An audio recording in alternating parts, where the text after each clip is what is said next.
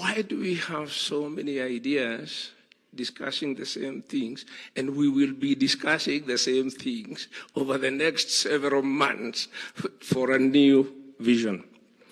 I think the most important lesson I have learned from this business of think tanking is that the most important output of think tanks is not ideas, it is people. Used to speaking from podiums. Your Excellency, the President, Deputy President, Prime Cabinet Secretary, CSs, governors, all guests,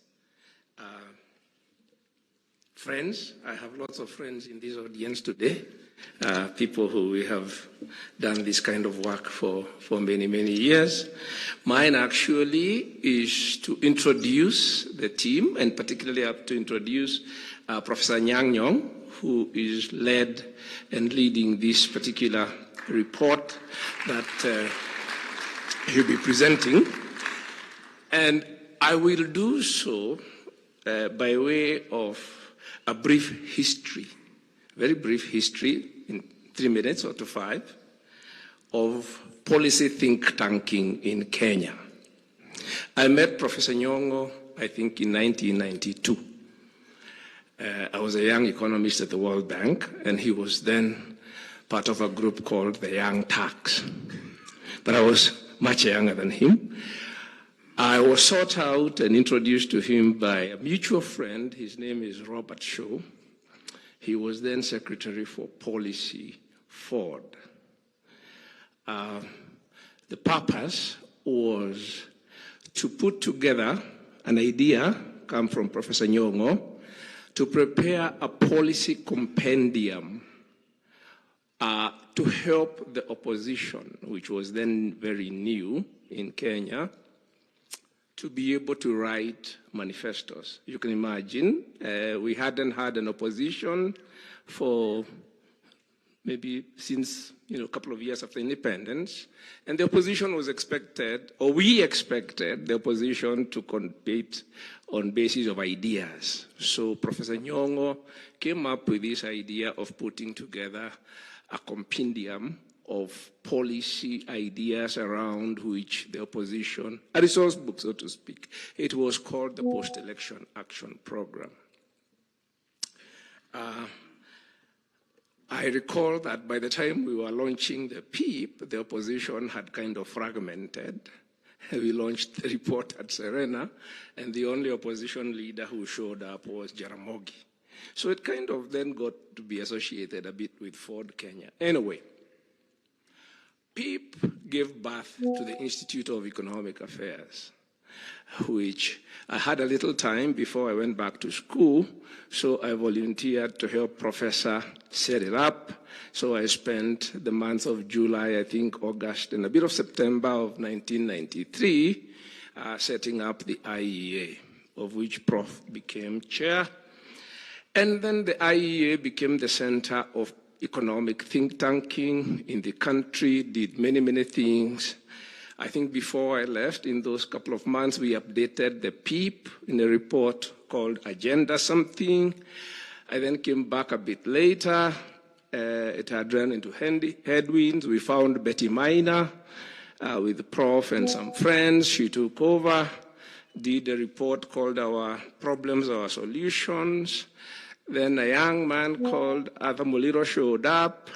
He helped us to do a project which called the Kenya Scenarios Project in the late 90s, brought together a lot of people. He also started in the process because IEA was conceived to support the political opposition, particularly in parliament.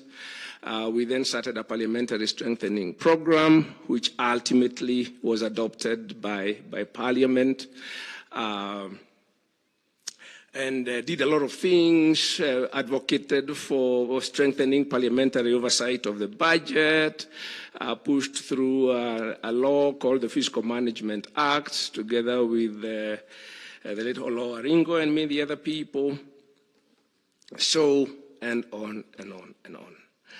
So I don't want to bore you with the politics of it, from Ford to Ford Kenya to something called Mwangaza Trust, which we've traveled with Prof here, which, by the way, Prof, I still have the trust deed in my house, to SDP.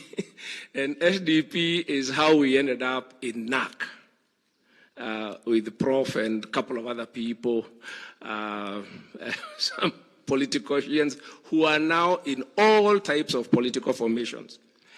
And NAC is how Prof became the Minister for Economic Planning from SDP. Incidentally, the idea of free primary education that was implemented by NAC came from SDP's manifesto. So when NAC came into office, Prof became Minister for ERS, for planning, and he invited yours truly, together with another gentleman, the late Harry Muller, who is a dear friend of ours, and a young man called Caleb Opon, to do something we call the Economic Recovery Strategy. The idea behind the Economic Recovery Strategy was a turnaround plan for the economy for 3 years. And then that, as we were implementing that, we would then be developing a long-term vision, development vision for Kenya, which we now call Vision 2030. Of course, NAC also ran into headwinds of sorts, and by the time that first term was ending, you had the electoral referendum, and all sorts of other things. I think the rest is fairly recent history. But of course, many of the ideas, if you go into many of the ideas today that are still informing policy, and you do an audit, you will find them in the PIP, you will find them in those reports that we were doing those days. You will, of course, find them in the ERS and the many contributions that went into it. And you will find them, in fact, going way back. Because when you look at those ideas, you will find that they are the same issues that have 65. How do you prevent too much concentration of economic power and resources in a few hands? You will find that discussion in a report done by the NCCK in 1967 called Who Controls Industry in Kenya. It was banned, but you can still find it.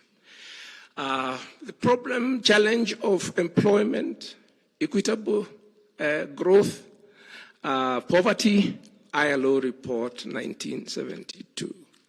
The challenge of rapidly growing population and creating jobs. How do you distribute, or how do you allocate capital so that it creates jobs for rapidly growing population? Session of paper number 1 of 1986. And you go in all those ideas, you will find they're there. So why do we have so many ideas discussing the same things, and we will be discussing the same things over the next several months for a new vision? I think the most important lesson I have learned from this business of think tanking is that the most important output of think tanks is not ideas, it is people. People are the most important output. What do I mean by people? I mean the people who take part in these exercises. You might call them vision carriers, who then come from those processes with certain world view about the country. I can see Prof. Smoking there. He was one of the early think tankers in the governance space with something called Clarion. It used to make a lot of noise on corruption and such things, and you can see where he is. So these people, a critical mass of people who are always seized of the question, how can our country do better? You keep asking yourself, surely, how can our country do better? And the more of those people that you have, the more likely that a country can move towards a consensus on development. So, I am very delighted that Prof has not let go of that. That even now, as he completes his term of governor, he is asking himself, how can our country do better? And he's asking himself, what do I do next? I think he's put together his team so that we can all ask ourselves, and now in a much more pluralistic sense. When we were doing that, we were very few when we started out. We would probably be in a group of no more than 10, 15 people. But now the whole country appreciates the importance of participating in the process of thinking about how to make our country do better. So, Prof, thank you very much, and your team. I now want to invite you to come and make your remarks, and then I think after that, Prof. Michael Shege will make some remarks also, and then Prof. Nkaruti will present highlights of the report. We will have some reactions from representative of Labour.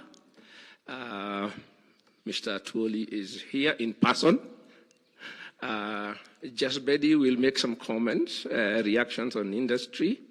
And Betty Minor will make some reactions from the think tank community, the scholars, the professionals, the technocrats that I have mentioned before we invite the team to hand over the report to His Excellency. I submit.